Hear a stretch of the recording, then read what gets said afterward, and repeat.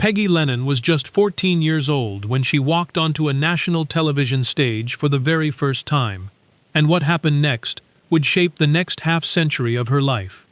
It was Christmas Eve, 1955.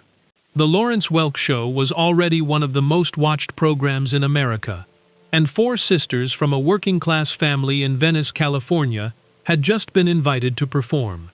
No one in the Lennon family had planned for any of this. Their father, William, had simply taught his daughters to sing harmony because he loved music, not because he was grooming them for stardom. But when Lawrence Welk heard them perform informally at his home one afternoon, he put them on the air that same week. The public's response was almost immediate. Audiences across the country fell in love with these four young sisters and their effortlessly blended voices. Peggy's role within the group was never the flashiest one. She handled the high harmony parts and the intricate counter-harmony passages, the kind of vocal work that holds a song together without calling attention to itself. Her father had taught her that technique personally, and it became her signature contribution for decades to come. You might not have noticed her voice standing alone, but take it away, and something essential would have been missing. The family behind that music had already known real grief before fame ever arrived.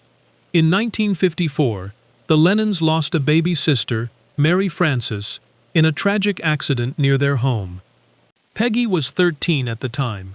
It was the first devastating loss in what would become a life marked by both extraordinary achievement and profound heartbreak. The Lennon sisters spent 13 years with the Lawrence Welk Show, building one of the most loyal fan bases in American television history. But by the late 1960s, the sisters wanted more creative freedom, and in 1968, they parted ways with Welk. They launched their own television program, briefly hosted by Jimmy Durante, and began building a career on their own terms. Then, in 1969, the unthinkable happened. William Lennon, their father, their manager, their anchor, was murdered at the golf course where he worked, shot by a deeply troubled man who had developed a disturbing obsession with Peggy. The loss shattered the family.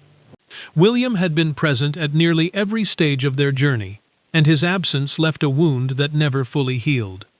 Even through that grief, Peggy kept performing.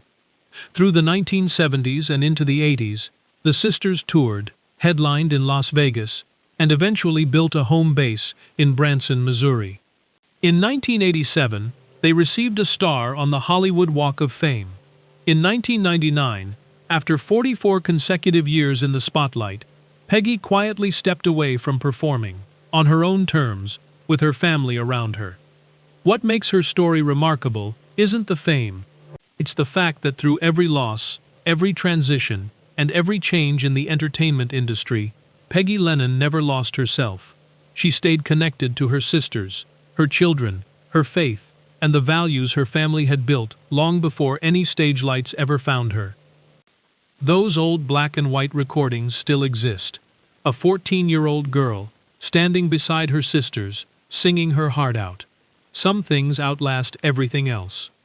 If this story moved you, hit like and subscribe. There are plenty more lives worth remembering.